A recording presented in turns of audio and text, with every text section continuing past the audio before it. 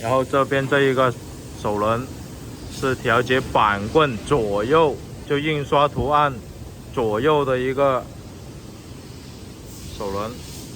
当我们逆时针旋转的时候，图案板棍跟印刷图案往左边走，往人这边走。然后当我们顺时针旋转的时候，板棍往前面走，往右边走，然后印刷图案就往右边走。然后另外一边在这个永动电机这一边这一个手轮是调节印刷图案前后的一个手轮。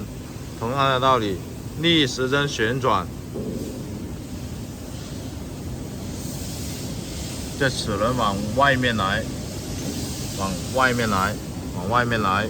那印刷图案就是往前面。那当我们顺时针调节的时候，这个齿轮往里面走，那印刷图案就是往后调。